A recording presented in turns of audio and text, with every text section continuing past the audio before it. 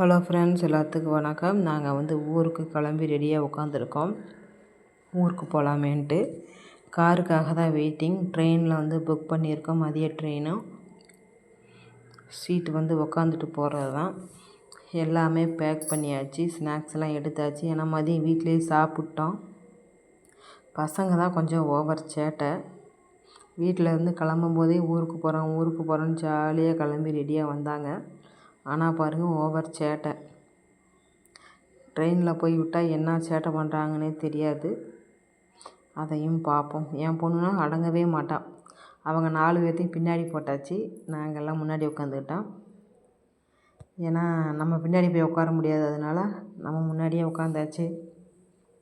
பின்னாடி ஜாலியாக வேடிக்கை பார்த்துட்டு வந்துட்டுருக்காங்க. நாங்கள் இப்போ தான் ஜங்ஷன் போயிட்டுருக்கோம்.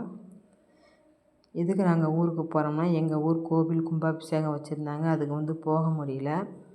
அதனால நம்ம 48க்குனாச்சும் போகலாமேன்ட்டு எல்லோரும் கிளம்பிட்டோம். ஃபேமிலியோடு வந்துட்டோம். ஜங்ஷன் ட்ரெயின்லாம் ஏறிட்டோம். ட்ரெயின் ஏறிட்டோம்னா ஒடியாந்து ஏறணும். ஏன்னா ட்ரெயின் போயிருமோ என்னமோன்ட்டு. ஆனால் பாருங்கள், அந்த ட்ரெயின் அங்கேயே தான் இருந்தது. அப்புறம் தான் மெதுவாக நடந்து ஏறினோம். நாங்கள்லாம் உட்காந்து ஜாலியாக அரட்டை அடிச்சுட்டு ஸ்நாக்ஸ் எல்லாம் சாப்பிட்டு வந்துகிட்ருந்தோம். பசங்க அந்த ஸ்நாக்ஸ் சாப்பிட மாட்டேன்ட்டாங்க. எங்களுக்கு ட்ரெயினில் வர்றது வாங்கி கொடுங்கன்னு ஒரே பிடிவாதம். இதை சாப்பிடுங்கன்னு சொன்னாலும் சாப்பிட மாட்டேன்ட்டாங்க. அப்புறம் கொஞ்சம் சாப்பிட்டாங்க. எங்களுக்கு அது வாங்கி கொடுங்க, இது வாங்கி கொடுங்கன்னு கேட்டாங்க. அதனால தான் சாண்ட்விட்ச் வாங்கி கொடுத்தாச்சு. சாண்ட்விட்ச் நல்லாவே இல்லைங்க. இதை தான் நல்லாயிருக்குன்னு சாப்பிட்றா என்னோடய பொண்ணு. திண்டுக்கல் ஜங்ஷன் வந்தாச்சு.